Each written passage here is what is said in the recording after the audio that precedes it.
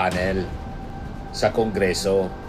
Yan, sabi ni Sara, ang totoong magnanakaw, hindi sa bangko pinapasok ang pera, kundi sa maleta. Core issues.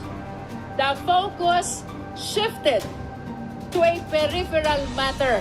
Vice President Sara Duterte issues a statement on the allegations of former Senator Antonio Trillanes default during the impeachment hearing kahapon, saying he is backed by the President. Members of the House of Representatives Commission on Audit in sige, trabaho ng ating Pangulo, yakap-yakap ng mga beneficiaries, kompletong amenities, mayaman na sila, may swimming pool pa. Di ba? Ang ganda po, may mga slides para sa mga bata. Nagpapagang mga balita at pagtalakay sa mga isyu ng lipunan. Bulsa! Opinyon, banat at paglalantad sa katotohanan. Bulsa! What you see is what you get. You decide. Ito mga kababayan, si Dante Maravillas. May panibagong press statement si Sara para sagutin yung mga expose ni dating Senador Antonio Trillanes doon sa hearing kahapon ng Justice Panel sa Kongreso. Yan, sabi ni Sara, ang totoong magnanakaw, hindi sa bangko pinapasok ang pera, kundi sa maleta. Yung sabi ni Ramil Madriaga, hindi man sa maleta kundi sa duffel bag. Tapos kutsi, tapos ang van, buong van na ginamit sa pag-deliver po. Hindi mo yan, Sara Duterte, pwedeng daanin sa mga press releases. Sabi ni Manila Congressman Benny Abante, sagutin mo niya dito sa Congress. Hindi pwedeng through press release palagi. Dito niya sa Congress. Ganon din yung sabi ni Jinky Luistro. It is worth noting that instead of addressing the core issues, the focus shifted to a peripheral matter. Ang academic performance umano ng Vice Presidente nung siya'y nag-aaral pa. Samantala, ang mas mabibigat na usapin tungkol sa confidential funds, sa mga dokumento, sa mga transaksyon ay nananatiling hindi direktang nasasagot. Kumbaga, sa 100 ebidensya, isa lang ang pinupuntirya. Let me be clear. This committee will not take anything at face value, whether said inside this hall or outside of it. Hindi tayo basta maniniwala sa ingay. We will evaluate everything dahil ang katotohanan ay hindi matatagpuan sa mga press release. Ito ay nakasandal sa mga dokumento at sa mga salaysay na sinumpaan. Sa totoo lang, na-ghost na nga tayo. Tila ginagaslight pa tayo. Ang mas mahalagang tanong ay kung nasaan ang pera. Ngunit ang sagot sa atin ay tungkol sa grado sa kolehiyo. And the worst part, this explanation is not being made here, but everywhere else. Ang gusto natin ay testimonya sa ilalim ng sumpa. Pero ang ibinibigay sa atin, press release at content sa social media. Again, let us be clear. Hindi tayo basta maniniwala. We will evaluate everything. Madriaga's testimony, COA documents, NBI findings, PSA certifications. Lahat ng ito ay kailangang iharap dito. Suriin dito. Timbangin dito. Pero dapat dito. Humarap ang kailangang humarap. manumpa at magpaliwanag dito sa committee ito. Dapat doon sa committee, sa Justice Committee, kasi yun ang proper forum. Hindi yung press release ni Sara sa social media. Tulad ng ginawa na naman ngayon, mga kababayan. May press release na naman siya. Ayan, pahayag. Sabi dito sa report ng Inquirer.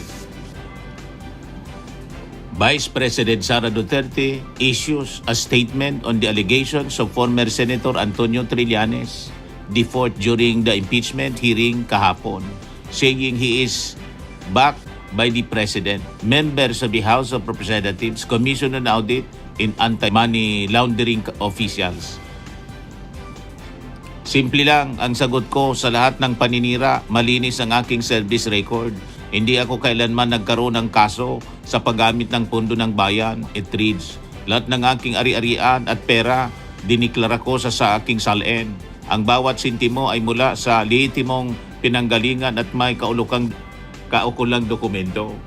Yun naman pala, di umarap ka doon para ma-examine kasi hindi nagtutugma yung salin. Doon sa mga bilyon-bilyon na dumaloy sa bank accounts po ninyong mag-asawa. O, di ba? Bakit kasi umiiwas sa pagtatanong? Yan dami mong abogado. 16 na abogado. Tapos hindi man sinasagot yung mga specific questions.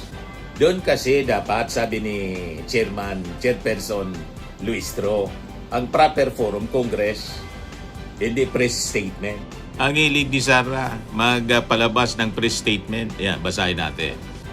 Mga kababayan, for nearly a decade, Mr. Antonio Trillanes IV has been peddling the same incredible story about alleged billions in bank accounts. From 2016 to 2026, nothing in his narrative has changed. What has changed, however, is the machinery now backing him.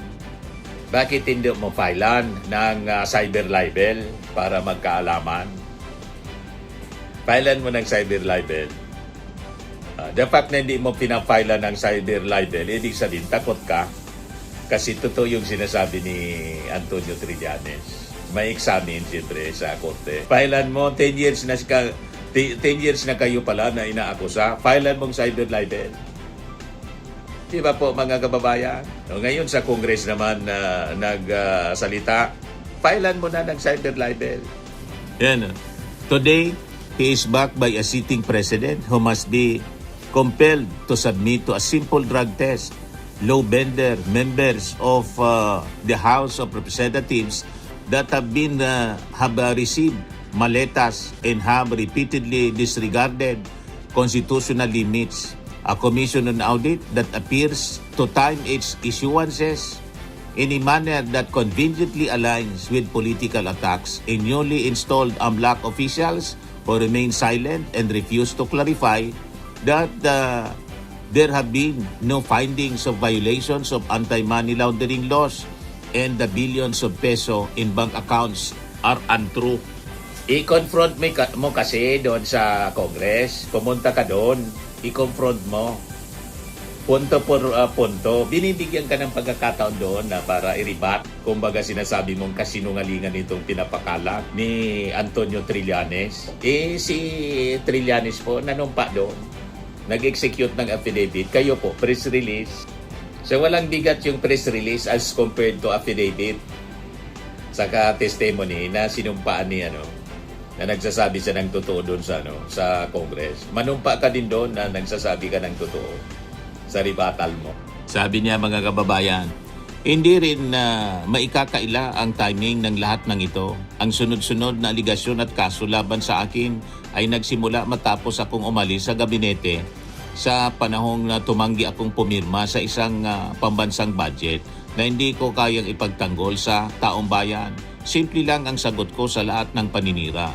Malinis ang aking service record. Hindi ako kailanman nagkaroon ng kaso sa paggamit ng pondo ng bayan. Lahat ng aking ari-arian at pera ay diniklara ko sa aking salin. Ang bawat sintimo ay mula sa lehitimong pinanggagalingan at may kaukulang dokumento. I-prove mo doon sa Justice Committee kasi iba yung lumalabas doon. May bilyon-bilyon doon na hindi na ideklara sa inyong salin.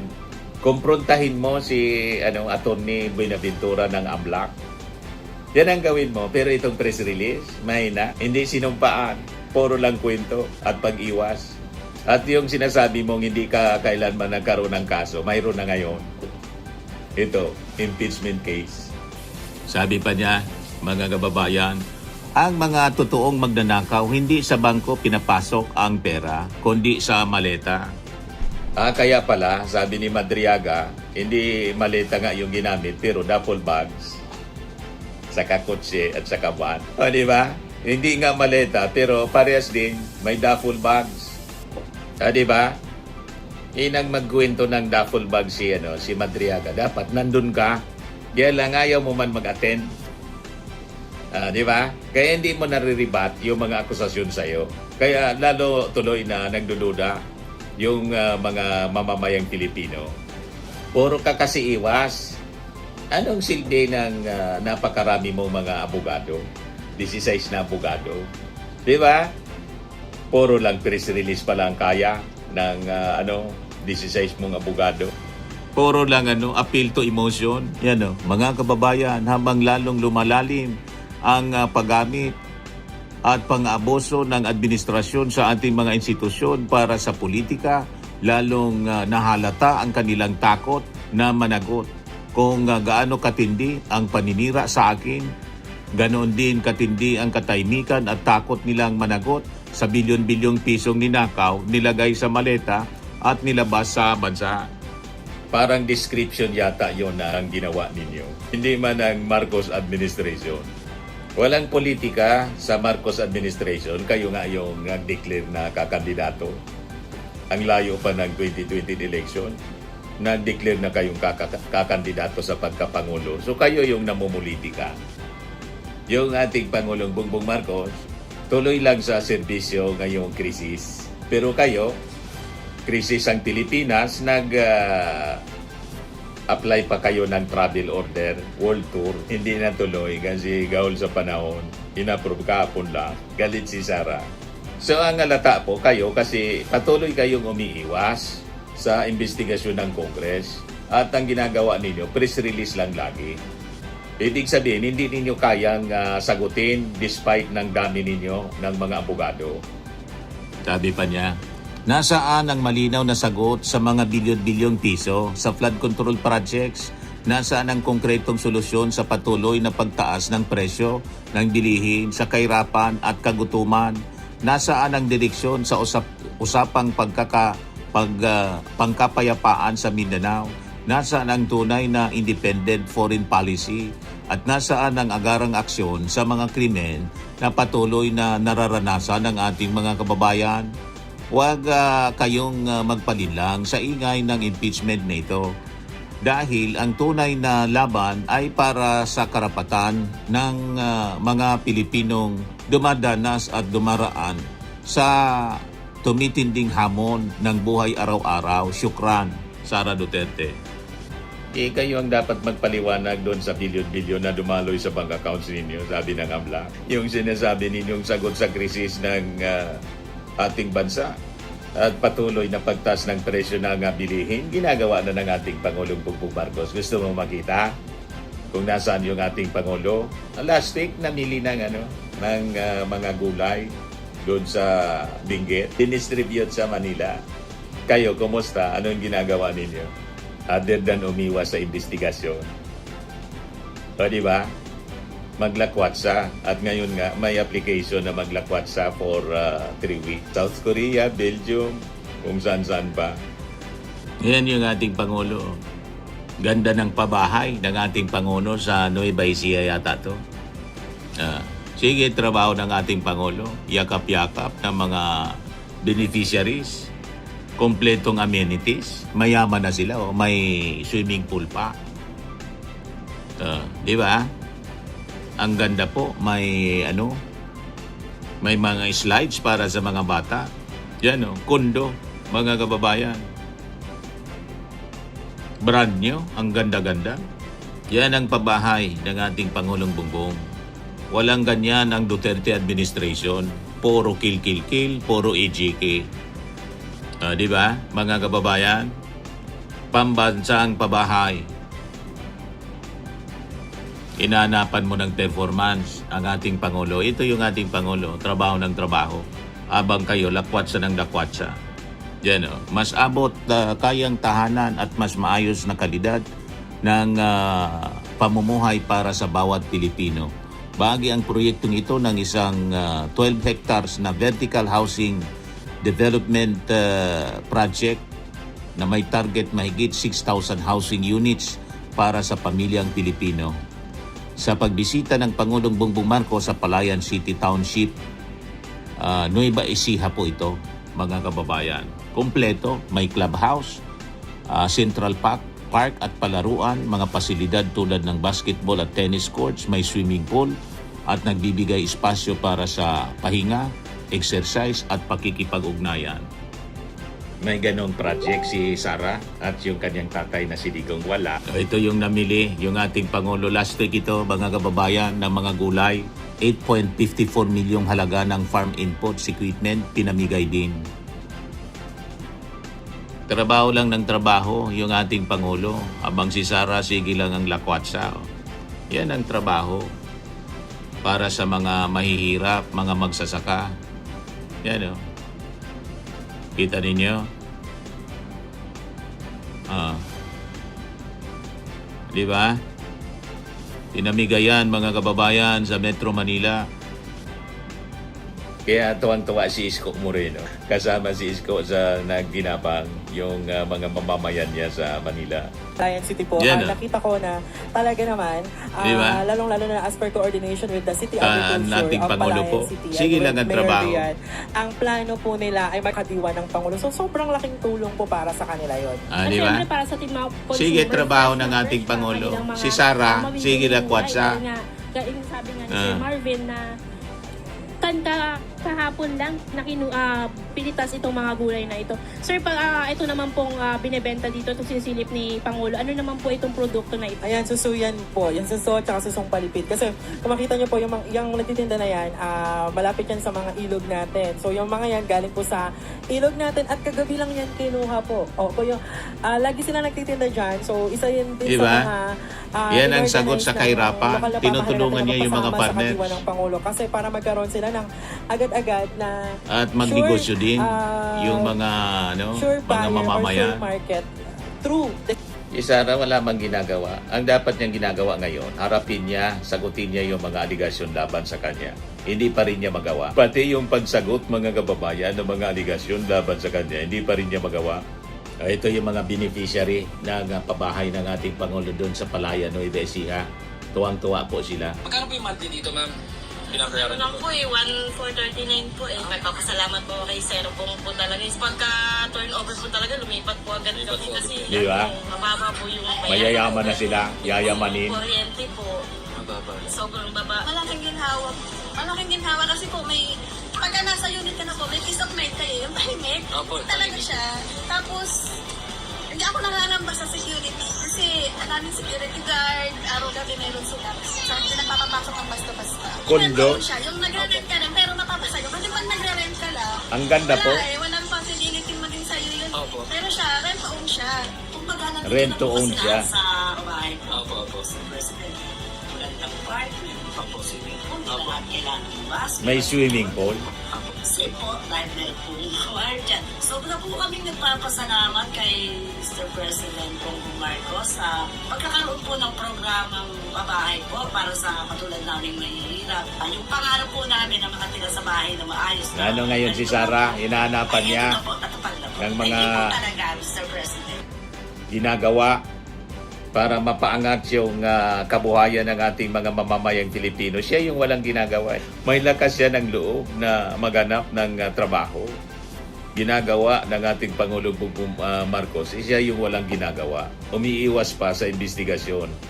At tinaakusa yung ating Pangulo ng bilyon-bilyon na korupsyon. Sagutin mo muna yung sayo. Kasi yung mga sinasabi mong mali-maleta na kwento ni ni Atty. Baligod at Mike Defensor, yung 18 Marines, Yun ang totoong kwentong kutsero. Yun ang kwentong kutsero. Pero itong dumaloy, may ebidensya, may dokumento eh. At sinumpa ang salaysay. Dumaan mga kababayan sa bank accounts mo. Yun ang sagutin mo. Hindi through press release, kundi through Congress investigation. Di ba? Puro pag-iwas ang ginagawa ni Sara Duterte. Gano, malinaw. AMLAC, 6.77 billion flowed through BP husband's bank accounts. 33 suspicious transactions flagged. Yan ang sagutin mo. Iniiba mo yung kwento. Ayan man lang mga kababayan yung ating short video ngayon. Ako po si Dante Maravillas. Bye-bye. God bless. Max Firming and Lifting Cream, pinapahid po sa mga pulses in affected area. Mainam po sa paninigas ng mga kaso-kasuan. Ito naman po, Automax Radiant Serum. Sa mukha naman yung application. Anti-aging po siya. You will look 10 years younger than your age. Sa mga cancer patients naman po, baka lang gusto ninyo itong itry. Neng siya red mixed fruit drink. Hindi mo po siya gamot, food supplement siya. Kaya lang, gawa siya mga kababayan sa goji berry. Yung goji berry, may anti-cancer properties. O ngayon, yung mga inquiries ninyo, dumiritso na lang kayo sa aming messenger sa Facebook para masagot namin agad. Ayos pa? Ayos na ayos niya, Mr. Maravilla. Sa mga naghanap po ng malinis and spacious fitness gym, pumunta lang po kayo sa aming Colossal Fitness Gym.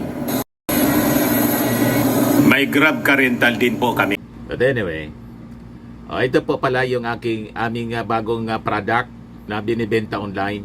I am worldwide amazing pure organic barley powdered drink mix from Australia. Negosyo to ng aking anak na architect entrepreneur Riz Maravillas. Ayan po. Kontakin na lang po ninyo siya, Riz Maravillas on Facebook. Ang mga health benefits niya, boost immunity, improves digestion, enhance energy levels, packed with antioxidants, prevent cancer. Ito naman po yung bago naming product na binibenta online. Eye Glow Serum, whitening po siya. Tingnan ninyo yung epekto sa aking anak na architect before and now. Yung mga inquiries po ninyo, dumiretso na lang kayo sa kanyang Facebook account, Riz Maravillas.